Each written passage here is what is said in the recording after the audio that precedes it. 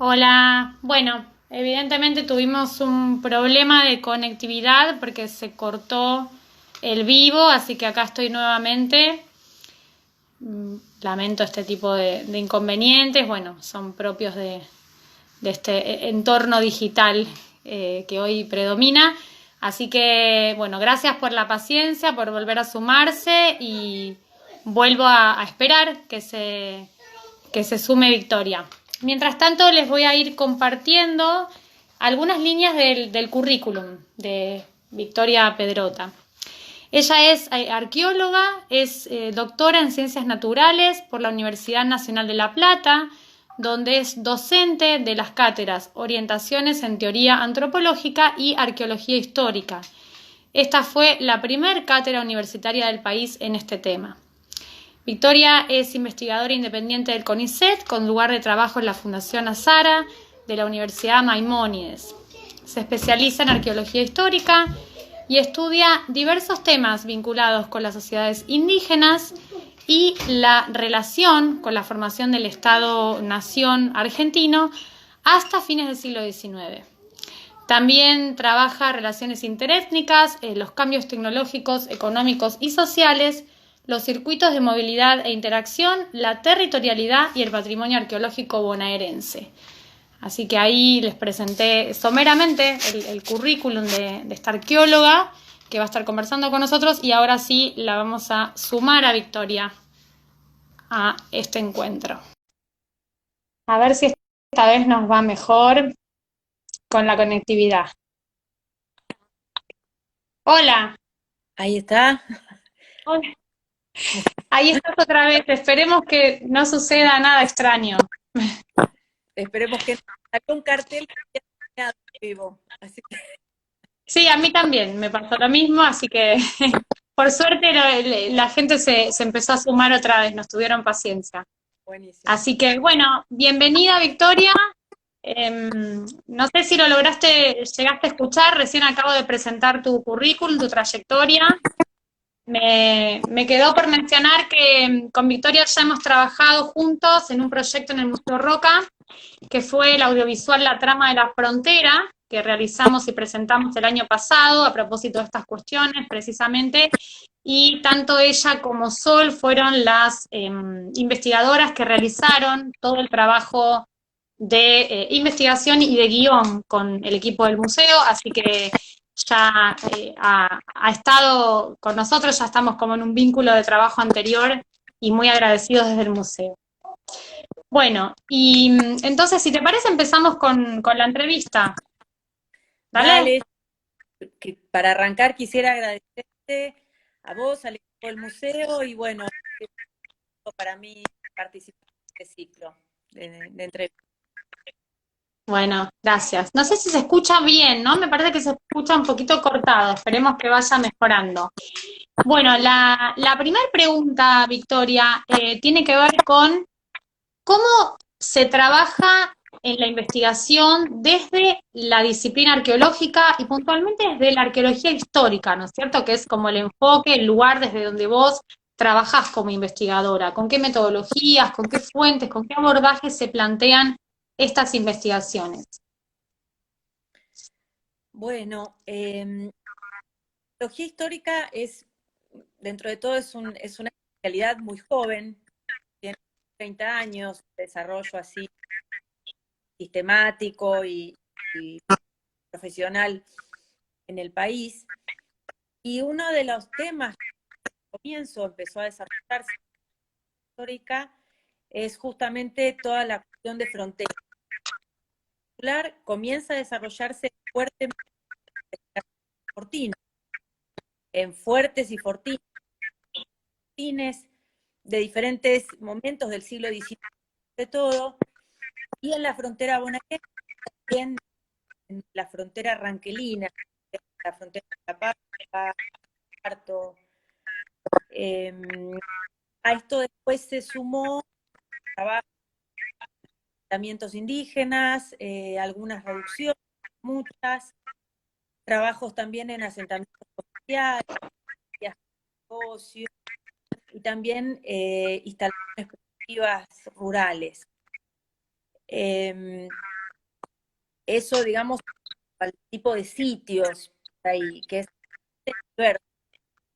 Pero como te decía, todos por ahí articulados por esta cuestión común de estar en espacios de frontera o inmediatamente de zonas rurales, de poblamiento rural. Ujú. Eh, y en cuanto a preguntas, mayoritariamente giran en torno a la vida cotidiana, los hábitos alimenticios, cuestiones vinculadas a la alimenta, con la higiene, también actividades económicas, productivas,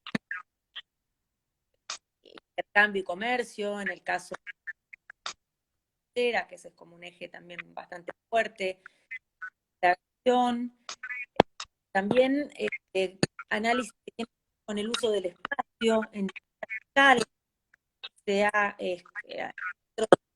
por ejemplo, por, bueno, viendo un poco cómo es el espacio, las zonas de disposición de la basura, lugares de vivienda, también viendo cómo el espacio se articula con el entorno, por ejemplo, la visibilidad, el emplazamiento que se utiliza, la disponibilidad, proximidad, fuente de agua.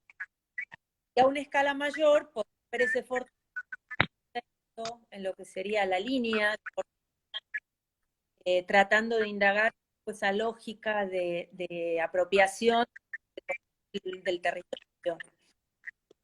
Bien, perdón que haga esta interrupción, que está buenísimo lo que estás contando, pero acá hay comentarios de que se escucha muy cortado. Yo también te escucho cortada. ¿Habrá alguna posibilidad de que revises el micrófono? Tu micrófono, no sé si estás bien con la conectividad. No sé qué es lo que hace que se escuche cortado, cuál es el problema. No Vos sé, por estás ahí. con... El micrófono es el del celular, o sea que eso no puede ser. Sí, no, y tengo el Y, volumen al máximo. y la señal, ¿estarás bien ahí? ¿Tenés buena señal ahí? Sí, ¿Sí? entiendo, pero em, es- puedo intentar dar los datos del teléfono también, por ahí más. Dale. ¿Podrás? ¿Tendría que ir y volver a entrar o no No, tiene creo tiempo? que no estás conectada con redes móviles, con datos móviles. Sí, Entonces decís como de revisar si está bien eso y podría ser, no, pero no estaría bueno que te vayas y vuelvas a entrar. Bueno, por si ahí no, la conexión. Lo que puedo hacer es intentar ir al lado, a ver si se escucha mejor. a ver, capaz que en otro lado, perdón, les pedimos un poquito de paciencia porque no está bueno que la escuchen a Victoria entrecortada. A ver, A ver, acá estoy al lado del ahí servidor. se te escucha bien, Vicky, ahí. A ver Bueno, si, a ahí. ver, dale, adelante, adelante. Bueno, bueno, hablé un poco para los que escucharon mal, mil disculpas, de los tipos de sitios y un poco de las preguntas o de los problemas que abordan desde la arqueología histórica. Y en cuanto a la metodología, el gran desafío por ahí de la arqueología histórica es esta cuestión de articular las fuentes documentales, las fuentes escritas, que también abarcan un amplio espectro, desde cartografía, dibujos, planos, fotografías, como contabas, los álbumes estos maravillosos de Cristina y Moreno, documentos de diferente tipo, con el registro material, ¿no? También va desde restos y fragmentos de objetos hasta eh, restos arquitectónicos. En el caso de los fortines, típicamente están los pozos, digamos, que son delimitados de vivienda. Bueno, la arqueología histórica tiene ese gran desafío y complejidad de tratar de articular críticamente siempre e integrar distintos tipos de registros, escritos, documentales y materiales. Bien, bien. Bueno, mira, hay una pregunta que yo la tenía preparada para después, pero me parece que viene bien hacértela ahora que estás comentando esto como de la diversidad de fuentes, ¿no? Que era un poco sobre cómo la arqueología dialoga con las demás disciplinas, ¿no? Porque, bueno, uno supone un diálogo tal vez un poquito más familiar con la historia, con la geografía, incluso a veces hasta con la crítica literaria, ¿no? Como fuente. Pero ¿qué pasa en el diálogo con la biología, con la paleontología, ¿no? Con disciplinas con las que también imagino que se debe dialogar para poder reconstruir lo que aparece a partir de esa evidencia arqueológica, ¿no? Si querés contarnos un poquito de eso. Sí, yo creo que, bueno, es como una pregunta muy amplia y compleja. Cada caso, ¿no? Como cada investigación tiene por ahí formas de articulación diferentes con otras disciplinas. Quizá lo que yo considero por ahí común a todos los casos es que, como bien decías, tenemos un diálogo muchísimo más estrecho a nivel teórico, a nivel la formulación, problemas de investigación, los planteamientos en cuanto a los analíticos, ¿no? Los conceptos, incluso desde ya con la historia, en menor medida por la geografía, pues por ahí algo más reciente, que empieza a haber un diálogo más intenso con la geografía. Y después, digamos, bueno, también en lo que hace al trabajo de archivo, hay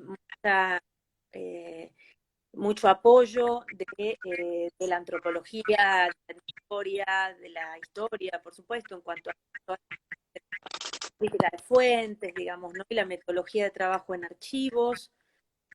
En el campo, cuando hacemos trabajo de campo, ahí sí estamos dialogando más con disciplinas que nos permiten entender el paisaje, entender el campo, con la geografía, la geología, con la geofísica. Yo he trabajado con ingenieros agrónomos, incluso después en lo que hace al análisis de los materiales, bueno, ahí por ahí también es una... Buscamos en otras disciplinas por ahí resolver problemas más concretos o más puntuales. Por ejemplo, si tenemos un resto óseo, y nos interesa saber el momento en que la edad, por ejemplo, de ese animal, determinar de qué animal se trata y saber la edad, por ejemplo, el ganado doméstico, que es una de las cosas que yo trabajé, bueno, he recurrido hasta animales veterinaria, por ejemplo, para ver según los indicadores que tienen esos huesos, poder determinar la edad del animal al momento de la muerte, o en el caso de otro trabajo, las construcciones de piedra en Sicilia, bueno, para determinar si el suelo tiene indicios que permitan saber si fue utilizado ese lugar como correcto. Hicimos un análisis de fosfatos con ingenieros agrónomos, o para determinar, por ejemplo, en el caso de una roca, la procedencia, las fuentes de dónde proviene ese material y encontramos ese sitio. Bueno, ahí recurrimos a los geólogos, o sea que bueno, es como un abanico bastante amplio, digamos, de diálogo. En algunos casos, como te decía, desde la formulación de los problemas a un nivel más teórico y en otros casos como más pragmático.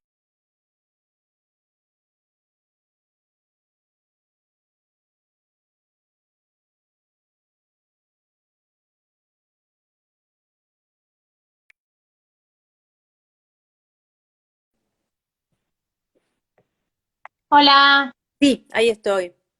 Ah, ok. Acá estamos, acá estamos. Perdón, no sé qué nos pasa hoy con la conectividad. Sí. Bueno, pero justo estaba cerrando la respuesta que evidentemente refleja que la arqueología necesariamente es un trabajo de equipo y un trabajo de Sin muchas duda. disciplinas. Así que eso, interesante. Y después, la otra pregunta que me parecía importante charlar con vos es a propósito de las transformaciones en los propios enfoques de la disciplina a través del tiempo, en las propias preguntas. Un poco la vez pasada hablábamos con Sol de cómo los recorridos historiográficos en la historia y referente a la cuestión fronteras se han ido transformando enormemente, ¿no? Desde aquella primera escuela de frontera en los Estados Unidos a fines del siglo XIX, con esa idea del mito de la frontera, y todo a lo largo del siglo XX hasta el lugar en el que hoy estamos posicionados, desde el campo de investigación. ¿Hay algo así como una historia de la historiografía arqueológica que nos pueda dar cuenta de las transformaciones en las preguntas, en las miradas? ¿Algo como esto se puede decir que existe? Bueno, no, yo creo que no. Como te decía al comienzo, es como muy joven la arqueología histórica y por ahí los debates que acompañaron la década de los 90, sobre todo, y comienzos del 2000, eh, esta conformación de la arqueología tuvieron más que ver con definirse a sí misma, ¿no? Entonces tuvieron más que ver con definir un objeto, cuál es el objeto de estudio, cuáles eran sus vínculos principales. Sobre todo hubo como un debate por ahí un poco polarizado entre la antropología y la historia, en ese sentido, o sea, cuáles eran los vínculos, digamos, más cercanos que debería tener la arqueología histórica. También en relación con esto se debatió, se discutió mucho sobre metodología, cómo debía incorporar o no la información de las fuentes documentales en la investigación arqueológica. Esto fue también como un tema bastante alto de debate. Y como que giró más en torno a sí misma, ¿no? Por ahí la discusión epistemológica en estos momentos, y cuando quienes empezamos a trabajar en problemáticas de frontera, a leer la producción eh, de la historia y de la antropología histórica o la historia, ya estaba en renovación de esta producción. Claro. Entonces nos encontramos, digamos, con lecturas donde ya había una visión renovada sobre la frontera y Claro, sobre la relación de los pueblos indígenas con el Estado, ¿no? Me claro. refiero, por ejemplo, a trabajos de Raúl Mandrini, desde la historia, Silvia Mm, Rato, en la antropología de Miguel Ángel Palermo, Marta Becci, Diana Cusi. mm, Entonces claro. ahí un poco tuvimos un poco ese ventaja, digamos, de recorrido que ha hecho, de cierta manera. Claro. No es Bueno, algo que bien. se deba internamente tanto dentro de la arqueología. No, se suman a esa renovación desde la arqueología. Bien. Y yendo más a los temas específicos tuyos, ¿no? Los temas que vos trabajás en tus investigaciones, en tu tesis doctoral. Vos has centrado mucho o gran parte de tus investigaciones en el Arroyo Nieves, ¿no? En esta localidad cercana a la Ciudad Azul, que durante el siglo XIX era una zona de frontera entre el Estado Nacional, bueno, a medida que se va conformando ese Estado, la sociedad criolla y los pueblos indígenas. Antes de meternos como a desglosar el tema, ¿no? Que está buenísimo como vos lo vas trabajando. ¿Podés contarnos un poquito, que esto seguro que despierta la curiosidad de todos, cómo es una campaña de excavación? ¿Cómo se define un sitio? ¿Quiénes son los que participan de una campaña? ¿Cómo se trabaja cuando se halla un material? ¿No? Me imagino que debe ser un momento así como muy emocionante cuando aparece alguna evidencia y entonces cómo se preserva en el momento mismo en que se está trabajando. Bueno, toda esta cuestión del entorno del trabajo de campo. Bueno, antes de llegar al campo, en este caso hubo mucha búsqueda previa, primero de bibliografía aplicada, eh, y tanto trabajos de historia, digamos, profesional, en este caso, por ejemplo, trabajos de Silvia Rato, como también historiadores locales Ujú. de Aizu Azul. Después, a esa bibliografía, digamos, hay que sumar una información procedente de otras fuentes, como los relatos de viajeros, Arnac, en este caso, importante, estuvo recorriendo y visitando las solderías de Catriel ahí en Arroyo Nieves, también relatos militares que estuvieron en la frontera, en esa zona, como Barbará, Barros. A partir de ahí, un poco, y que digamos, llego a la zona, empiezo a estar cada vez más un lugar donde había habido una población indígena muy numerosa, estamos hablando de miles de personas, y que tuvo además una continuidad en el tiempo que no es actual, digamos, en otros espacios de frontera. Acá hubo bastante continuidad en la ocupación de ese lugar y por una población, como te decía, bastante numerosa. Entonces ahí, digamos, me empieza a parecer que era una zona con mucho potencial como para ir al campo, a buscar los restos materiales de asentamientos. En la búsqueda documental también fue fundamental el mapa de Cornell y trabajos de agricultores en la zona, porque eso me permitió ir votando cada vez más la zona de interés y en este caso particular al arroyo Nievas, es uno de los primeros titulares de una suerte de estancia ahí, José Nievas. Después de eso empiezo a buscar en la dirección de geodesia de la provincia de Buenos Aires los mapas de las mezcluras de esa zona, para poder entonces articular esa información que ya de los agricultores del siglo XIX con la disposición actual de los campos y de las estancias en la zona. Eso también fue todo un trabajo previo que hice con las mezcluras en geodesia. Y ahí es donde vamos al campo, a recorrer el arroyo, a presentar el arroyo, bueno, tratando de identificar y buscar restos materiales que pudieran corresponder a estas ocupaciones. Eso es lo que llamamos prospección, que somos como las primeras búsquedas que hacemos en el terreno. Y en la primera prospección se localizó sobre la barranca del arroyo, sobre el mismo arroyo que vas en la barranca, un pequeño depósito con material que afloraba, materiales con restos de huesos, con restos de vidrio, algunas losas, restos de instrumentos líticos, instrumentos de piedra. Y bueno, sobre esta base es que después se empezaron a hacer excavaciones exploratorias, llamamos sondeos, son pequeñas excavaciones para empezar a ver un poco la extensión material, tanto a lo largo de la barranca del arroyo como al interior, dándote, digamos, del arroyo.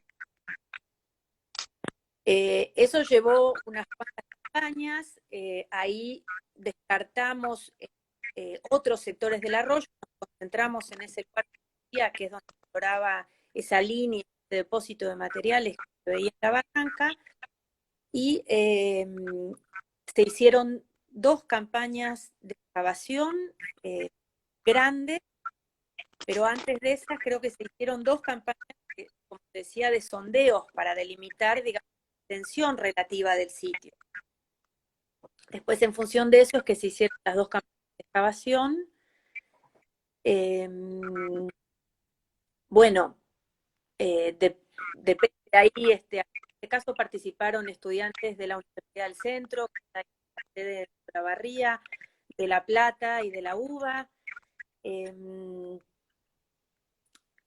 ese momento lo hicimos todo con logística, digamos, y con apoyo tanto de la Universidad Nacional del Centro como de la Municipalidad de Azul. Y una vez que se excavó el sitio, que tampoco se excava por completo el sitio, se excava una muestra siempre de lo que suponemos es la totalidad del sitio, se trasladan los materiales para ser limpiados, inventariados, analizados en el laboratorio. Y ahí el tipo de análisis depende de cada material. Como te decía, había, por ejemplo, cantidad de restos de huesos, de fauna animales, tanto de fauna doméstica como de fauna silvestre. El análisis ahí es principalmente determinar de qué hueso se trata, de qué animal se trata, como para empezar a ver las pautas, las prácticas de uso y de aprovechamiento de los animales. En el caso de los restos materiales de vidrio y de cerámica, de distintos materiales cerámicos como grés, como losas, se intenta identificar el objeto al cual perteneció el fragmento, normalmente lo que excavamos son fragmentos, y en algunos casos, con suerte, podemos determinar el tipo de recipiente al cual el fragmento o el tipo de objeto, su procedencia, estimar la datación, es decir, la cronología relativa que puede tener este objeto.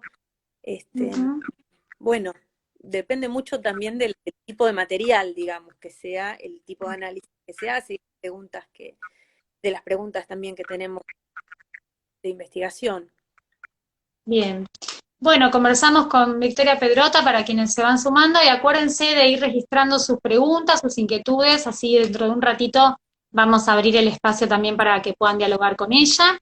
Y un poco siguiendo esto que contás de cómo son las excavaciones y el tipo de materiales o fragmentos de materiales que van apareciendo, la sensación es que es un trabajo del arqueólogo como de reconstrucción, ¿no es cierto?, a partir de indicios y cómo esos indicios permiten ir atando cabos. Y vos explicás muy bien cómo a partir de esta evidencia y del diálogo con las demás fuentes de la investigación, podés reconstruir algo de estas relaciones sociales, mercantiles, de los circuitos, ¿no es cierto?, en el que se mueven estos indios amigos de esa frontera de azul a lo largo del siglo XIX hasta su desplazamiento hacia el sur, ¿no? Que vos lo marcás como un hito hacia 1870, justamente porque se tensan mucho más las relaciones con el Estado. Entonces, la pregunta sería, ¿cómo se trabaja desde estos indicios, desde estos fragmentos de frasquitos, de perfumes, de bebidas alcohólicas, que es muy llamativo cómo aparece ese registro en tu trabajo, hasta poder entender con todo eso estas relaciones sociales, mercantiles, estos vínculos con otros pueblos originarios? ¿Cómo es esa trama? Bueno, ahí hay que hacer jugar un poco todo, ¿no? Estos fragmentitos que vos describías también muy bien, ¿no? Como ir armando distintas partes, no sé, del rompecabezas, que siempre también sabemos que vamos a llegar a tener una también fragmentaria, o en todo caso responder algunas de las preguntas que nos hacemos y no todas, ¿no? Pero bueno, siempre se van abriendo también pues, nuevos interrogantes. Lo que a mí me parece por ahí para destacar en esta investigación es que pudimos ver a través del registro material esas, la extensión, digamos, de esas redes de interacción y de esas redes comerciales que están teniendo en un extremo a un grupo indígena, bueno, en este caso los indios amigos, con esta relación tan particular y sostenida en el tiempo, ¿no? Con el Estado, que les garantizaba cierto abastecimiento de productos y de bienes, muchos de los cuales en el otro extremo, digamos, los tenemos que se están produciendo, se están facturando en países europeos como Gran Bretaña, Holanda, Francia, ¿no? Que a su vez están en pleno proceso, digamos, de colocar esa producción y de búsqueda de mercados, bueno, pudimos hacer, digamos, este recorrido y lo tenemos documentado tanto a nivel fuentes escritas, digamos, de diferente tipo, como también material, digamos, del funcionamiento de esas redes o que testimonia el funcionamiento de las redes. Bien. Y al mismo tiempo, estos productos que llegan a la frontera, ¿no? Que vos decís, bueno, tienen que ver con los circuitos mercantiles que conectan inclusive al Río de la Plata, después a la Argentina, en realidad ya a fines del siglo XIX, con el mercado europeo. A la vez, ¿hay algo de las raciones que entregaba el Estado a los indios amigos que se pueda también rastrear en estos fragmentos arqueológicos? ¿Hay algo de eso, del tipo de Sí, sí. producto? Bueno, las bebidas alcohólicas estaban incorporadas en las raciones. Claro. Está incluso Y vos, estipulado el tipo de bebida, ginebra, vino francés, vino de Burdeos, están, en algunos casos tenemos los registros de la composición, digamos, de las raciones, además del ganado, que era, bueno, son estas especies domésticas que están viviendo en el sitio, Incluso en el sitio aparecen, por ejemplo, una cantidad de ganado ovino que en realidad no formaba parte de la región, porque principalmente Ujú, el ganado vacuno claro, lo que formaba parte de las raciones, pero todo lo que son, por ejemplo, las bebidas alcohólicas, está, eh, formaba parte de las raciones. Que encontramos claro, mayor diversidad en el sitio que lo que dicen las raciones, ¿no? Y eso a su vez lo cruzamos ajá, también con registros de las casas de comercio de Azul, claro, con registros del archivo Esquirru de Azul, donde hay ajá, inventarios de casas del stock, digamos, que tenían las casas claro, de comercios de ahí, del pueblo. Y ahí sí es claro. mucho más diverso, digamos, la cantidad y la variedad de bebidas alcohólicas. Eh, Muchas de O las que sea, tienen en el sitio. Ahí está el tema de los elementos de perfumería y eso lo encontramos en los comercios de claro. Azul. Y en relación con esto, me parece también interesante marcar que el consumo de bebidas alcohólicas también es algo que se ve en el registro material de los fortines muy fuertemente, Mm, claro, claro, que está en toda la está frontera, en todo el espacio de así es, frontera. y que no te va a Claro, aparecer en los registros del aprovisionamiento gubernamental a los fortines ese consumo. Y sin embargo claro, lo está mostrando el registro material de los fortines, muy claro. alto de bebidas alcohólicas.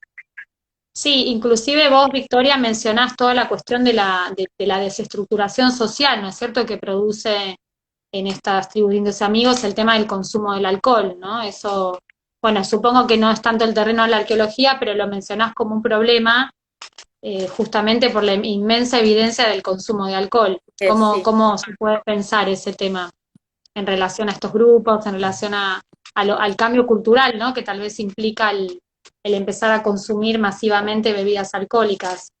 Sí, yo creo que eso es un tema para que hay que seguir trabajándolo mucho más y porque además, digamos, en distintos registros de distintas partes del mundo y desde el comienzo del contacto, digamos, con el otro europeo en distintas partes de América, ¿no?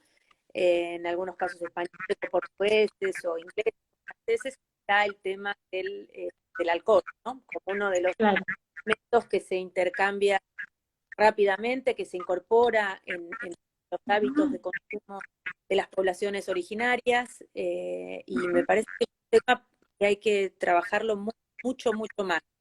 Lo que nosotros vemos desde la arqueología es una cantidad de restos, digamos, que dan cuenta de esa práctica y de su extensión y de su magnitud, y bueno, incluso en el caso de la frontera pampeana, hay una doctoral de una arqueóloga, Virginia Pinó, que es justamente el tema de la circulación de bebidas alcohólicas en la frontera, eh, pero me parece que falta mucho trabajar para bien. comprenderlo, su magnitud y en todo. Y Victoria, la última pregunta respecto a estos temas tenía que ver con la cuestión de la arqueología en el momento posterior a la llamada conquista del desierto, ¿no? O sea, cómo trabaja la arqueología, si hay líneas de investigación abiertas, con qué preguntas, en qué espacios. Esa es una de las preguntas. Y asociada a esa, querría pedirte si podés contar un poquito mejor cómo es este proceso del desplazamiento de los grupos catrieleros a partir de la década del 70 hacia el sur, ¿no? Eso me parece importante para situar el problema y el contexto de los temas que vos estudiás. Sí, bueno, digamos, empiezo por el final. Hacia 1874 empiezan a tensarse bastante las relaciones entre estos grupos catrieleros y las autoridades. Bueno, en el medio está la Revolución Petrista, y donde intervino Cristiano Catriel, y que le cuesta además la vida, digamos, interviene en uno de los bandos, digamos, enfrentados en esa revolución. Termina siendo, él es termina muerto junto con su secretario Santiago Daño, y además, digamos, no toda la tribu estaba de acuerdo en intervenir en ese conflicto, entonces también hay problemas internos entre los distintos líderes de los Catriel, y a esto se suma que, bueno, hay una iniciativa por parte del Estado por forzar la firma de un tratado donde ellos acepten trasladar. Esto es de 1875. Y por supuesto que el grueso de la ocupación no está de acuerdo con ese traslado porque están ofreciendo tierras, bueno, con mucho menos recursos, con agua, digamos, y de mucho peor calidad a las tierras que ellos ocupaban, donde vivían. Entonces es en ese contexto que finalmente se revela esta tribu de indios amigos y que deciden irse de ese lugar para resistir de forma armada, digamos, el avance, ¿no? Ese es como un éxodo que está muy descrito muy bien, con detalle por Heberot, los relatos de Heberot, que escribe precisamente todo ese movimiento de personas, de ganado, de bienes, que lo puede ver. Y bueno, y a partir de ahí es que ya hay un enfrentamiento abierto para resistir, como te decía, el avance del Estado, se alían con otras tribus que estaban resistiendo también de forma armada, y bueno, conduce un poco a este proceso que vos mencionaste al comienzo de la charla, ya donde hay un franco avance militar, digamos, parte del gobierno, donde ya no se puede mantener esa política que en algunos casos había permitido, digamos, relaciones relativamente pacíficas entre algunas tribus y el Estado, ¿no? Políticas de tratado, de acuerdos. Claro, se rompen los tratados, o sea, esa política de diplomacia que había recorrido todo el siglo XIX se quiebra en ese contexto más hostil por parte del Estado. Sí. Y bueno, asociada a esto estaba la pregunta por la investigación arqueológica en el periodo post 1809. ¿Qué pasa con eso? Bueno, ahí en comparación, te diría, con el periodo anterior, hay mucho menos trabajos hechos.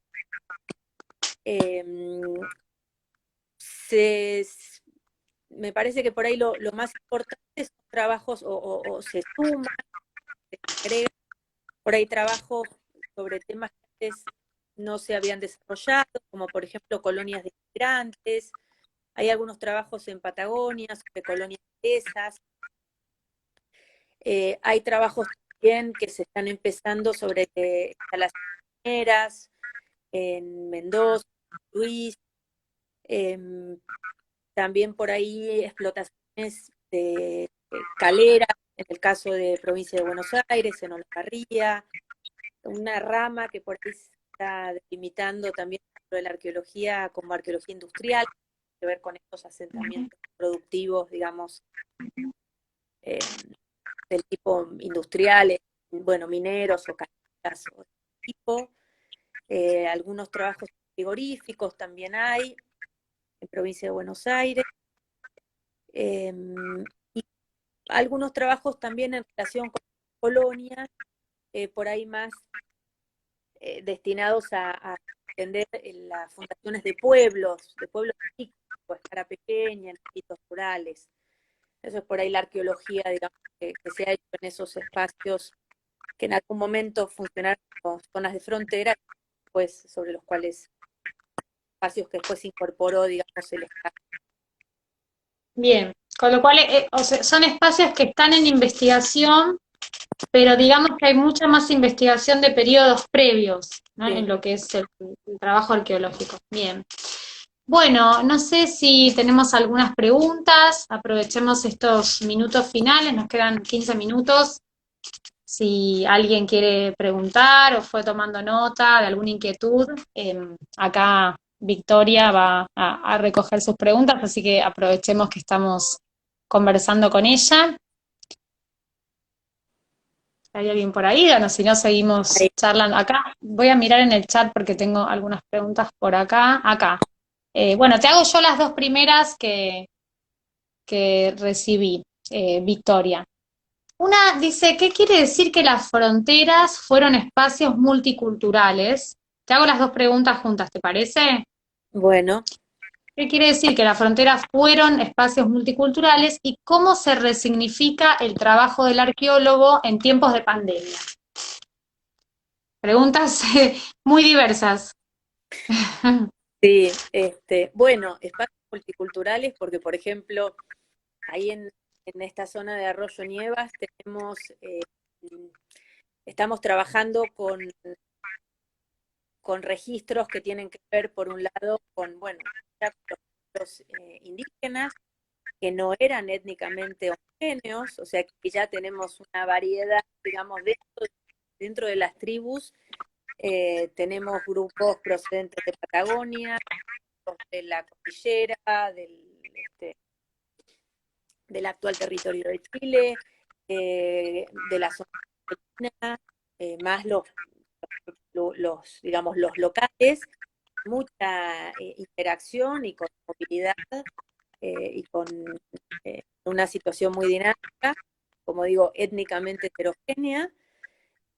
Tenemos también todo lo que va a ser los pobladores panocriollos, o sea, que tampoco los podemos pensar como todo homogéneo, porque provienen de los mismos sectores sociales, ni tienen ni incluso de las mismas zonas geográficas, pobladores que van a instalarse, por ejemplo, allá en Azul, en las suertes de estancia de Azul.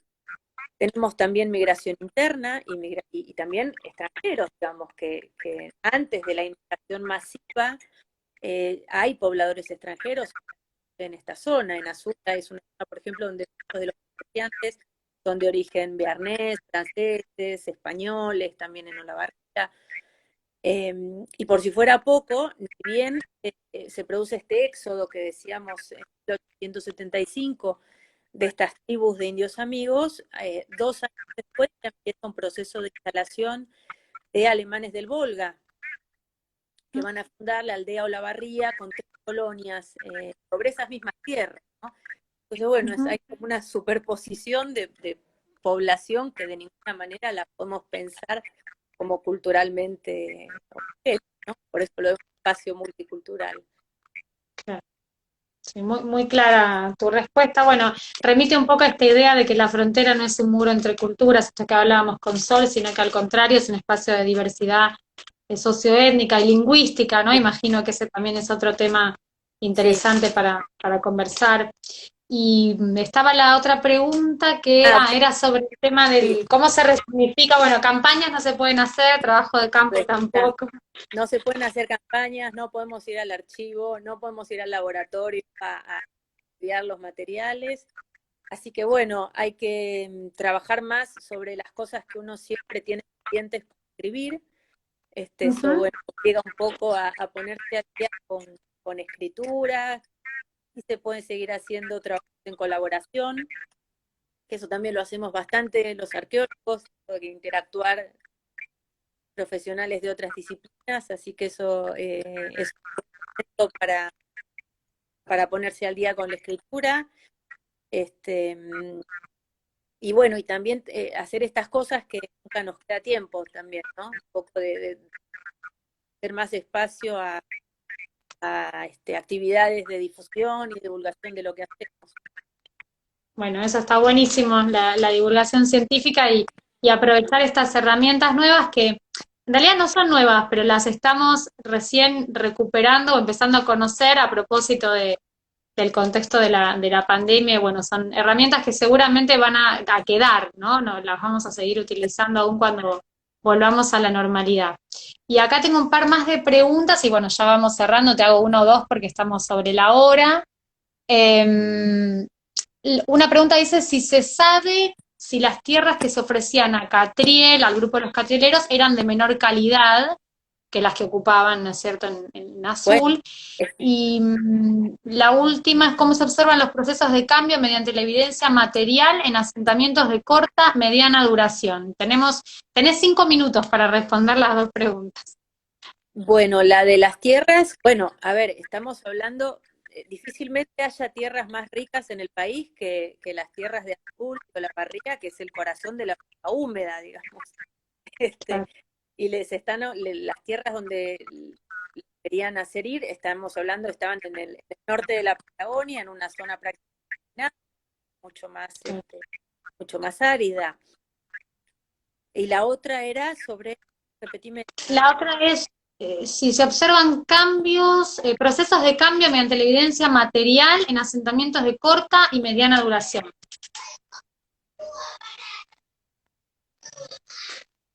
Mm, bueno, habría que ver cuáles, en realidad. Eh, Claro. claro, habría que ver cuáles. ¿Y qué significa corto o mediana duración para la tecnología, que no son las mismas escalas a las que están acostumbrados los historiadores, ¿no? Claro, No claro. sé bien ahí a qué se están refiriendo. Bien. Eh, es más factible, en principio sería más factible detectar puntos de cambio en el registro material en asentamientos de duración más larga, de más corta. Ujú. Yo lo diría como en principio, pero después habría que ver bien qué escalas estamos hablando, ¿no? O de qué escalas. Ujú. Bien. Bueno, creo que has respondido todas las preguntas o la mayor parte de las preguntas. Si quedan preguntas afuera porque no llegamos a tiempo, nos las pueden compartir al mail del Museo Roca, info@museoroca.gov.ar y nosotros se las acercamos a Victoria. De hecho, después de la entrevista con Sol hemos recibido preguntas Ah, bueno. y Sol las ha respondido, así que esa opción está abierta. Te agradecemos muchísimo, Victoria, tu participación.